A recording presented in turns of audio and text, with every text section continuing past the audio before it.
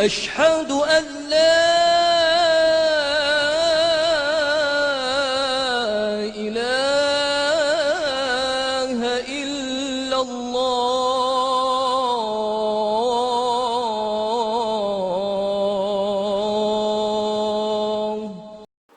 Bismillah wa salatu wa salam ala Rasulullah. Beaucoup de scientifiques sont convertis à l'islam.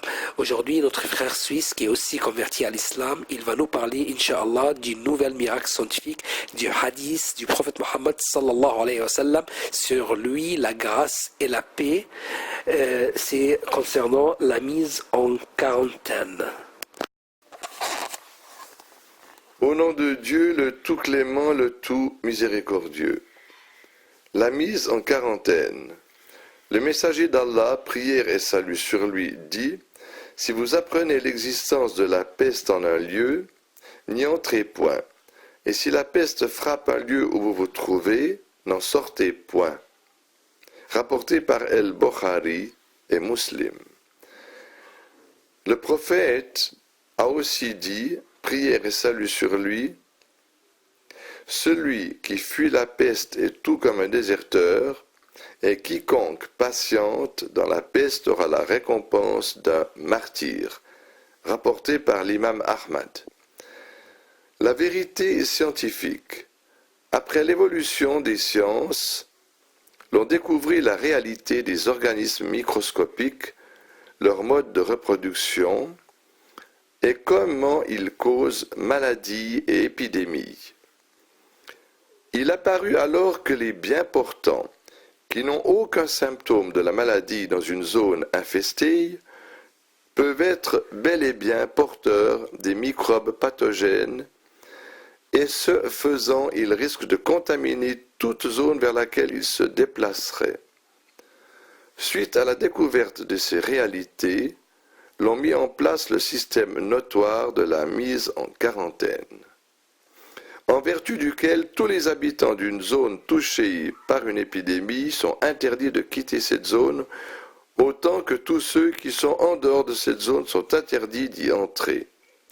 Frappée par la peste au XVe siècle, l'Europe perdit le quart de ses habitants, mais à cette même époque, le monde islamique réussissait avec plus de facilité à endiguer l'épidémie et toutes les autres maladies transmissibles qui sévissaient à cette époque en Europe. Aspect miraculeux. Les gens pensaient bien avant l'époque du prophète, prière et salut sur lui, et jusqu'à ce que Pasteur découvre l'existence des microbes, que les maladies étaient causées par les esprits maléfiques, les diables et les étoiles. Il ne voyait aucun lien entre ces maladies d'une part et l'hygiène et le comportement humain d'autre part. Ce faisant, toute transmissibilité entre deux personnes via des organes microscopiques était impensable, raison pour laquelle il n'avait recours qu'à la sorcellerie et aux légendes pour se soigner.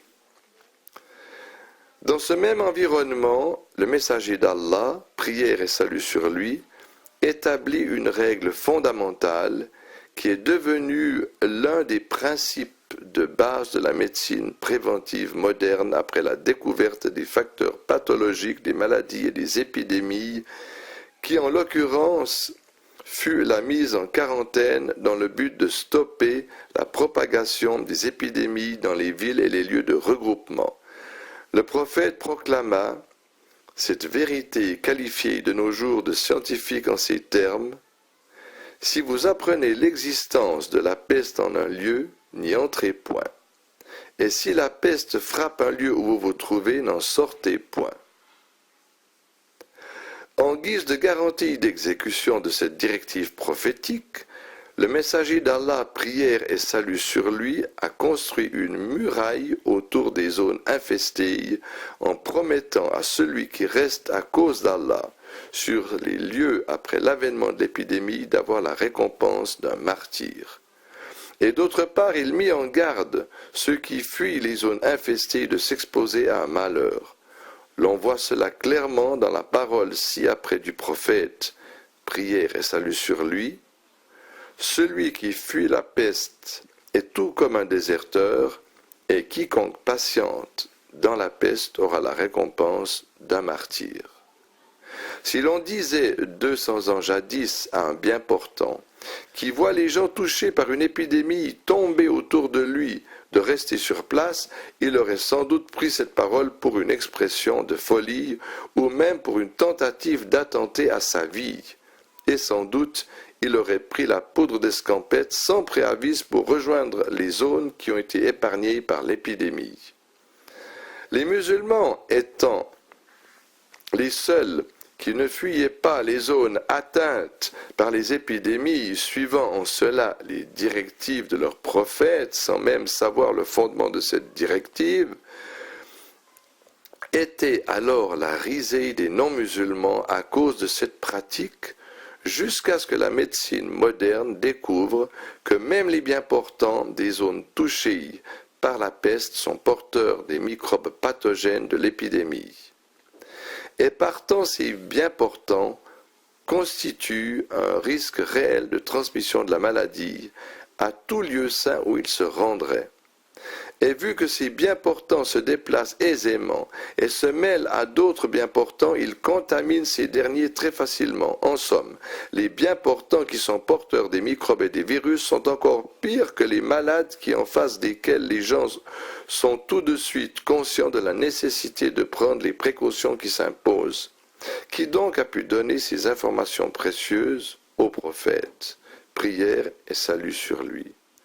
Était-ce possible, 14 siècles jadis, qu'un humain dise des choses pareilles, à moins que ces informations lui soient révélées par l'Omniscient, qui est parfaitement connaisseur de ses créatures?